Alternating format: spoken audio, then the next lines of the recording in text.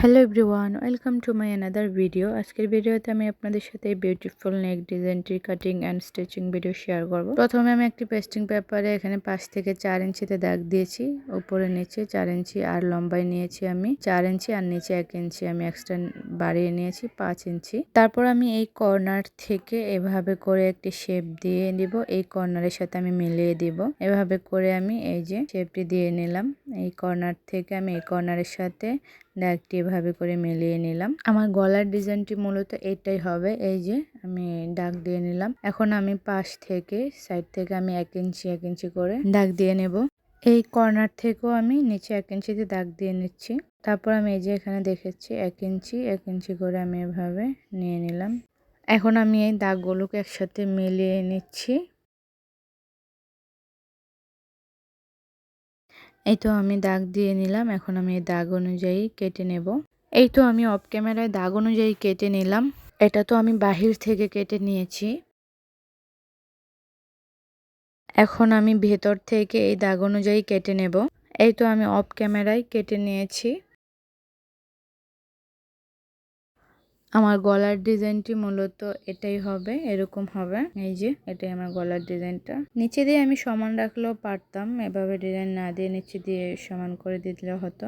এখন আমি সেলাই করতে চলে যাব, সেই জন্য আমি এখানে সালোয়ারের 1 কালার কাপড় নিয়েছি। কাপড়টির উপরে আমি গলাটি এভাবে রেখেছি, রেখে তারপর আমি সাইড থেকে এভাবে ভাঁজ করে করে সাইড থেকে আমি এই যে এভাবে ভাঁজ করে সেলাই করে নেব। আগে আমি কাপড়টি ভাঁজ করে বক্রমের সাথে সেলাই করে নেব। এখানে আমি কাপড়টির সাথে পেস্টিং পেপারের সাথে পিন লাগিয়ে দিয়েছি যাতে পেস্টিং পেপারটি নড়ে না যায়। তো এখন আমি সেলাই করতে চলে যাব। আমি অফ ক্যামেরায় সেলাইটি করে নেব, তারপর আপনাদের দেখাচ্ছি। এই যে আমি সেলাই করে নিলাম অফ ক্যামেরায়, সাইড থেকে এভাবে ভাঁজ করে করে সেলাই করে নিয়েছি, আর বাড়তি কাপড়টি আমি কেটে ফেলেছি। তারপর আমি আমার জামার কাপড়টির ফ্রন্ট পার্টে এভাবে বিছিয়ে রাখলাম। তার উপরে আমি এভাবে গলার কাপড়টি উল্টো পাশ করে দিলাম। জামার কাপড়টি সোজা পাশে রেখে তারপর আমি গলার কাপড়টিকে উল্টো পাশ করে এভাবে বিছিয়ে দিলাম। তারপর আমি এই সাইড থেকে এভাবে করে আমি একটি সেলাই দিয়ে নেব। এই যে আমি সেলাইটি করে নিয়েছি। কাপড়গুলো যাতে নড়ে না যায় সেজন্য আমি মাঝখানে পেন বসিয়েছিলাম। এখান থেকে কিছুটা কাপড় বাড়তি রেখে আমি কাপড়টি কেটে নেব। এই তো আমি কাপড়টি কেটে নিলাম। এখন আমি কর্নারগুলোতে ছোট ছোট করে কেটে নেব। তারপর আমি পুরো সাইডেই আমি ছোট ছোট করে কেটে নেব, যাতে আমার কাপড়টি উল্টাতে কোনো সমস্যা না হয়। তারপর আমি পেস্টিং পেপারটিকে এভাবে করে উল্টিয়ে নেব। এই যে আমি উল্টিয়ে নিলাম।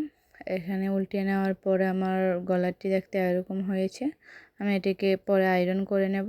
গলার ডিজাইনটি মূলত আমি এরকমই দেখতে চেয়েছিলাম মনে মনে। তো এই তো আমার এরকমই হয়েছে। এখন আমি গলার এই সাইড থেকে এভাবে করে সেলাই দিয়ে নেব। তো আমি এখানে সেলাইয়ের সাথে একটি লেসও বসিয়ে নিচ্ছি। লেসটিকে আমি এভাবে ভেতর থেকে করে সেলাই করে নেব। ভেতর দিয়ে আমি লেসটি এভাবে বসিয়ে নেব। এই যে গলাটির উল্টো পাশ করে আমি দেখিয়ে নিচ্ছি আমি কিভাবে লেসটি বসাবো। এই যে উল্টো পাশে আমি এভাবে করে লেসটি বসিয়ে তারপর আমি সাইড থেকে এভাবে সেলাই দিয়ে নেব। লেসটি আমি উল্টো পাশে বসিয়ে নেব, আর সেলাইটি আমি সোজা পাশেই দেব। আমি অফ ক্যামেরায় সেলাইটি করে নিয়েছি। এই যে আমার উপর থেকেই সেলাই হয়েছে আর নিচ থেকে লেসটি গলার সাথে লাগানোর পর আসলে অনেক সুন্দর দেখাচ্ছে।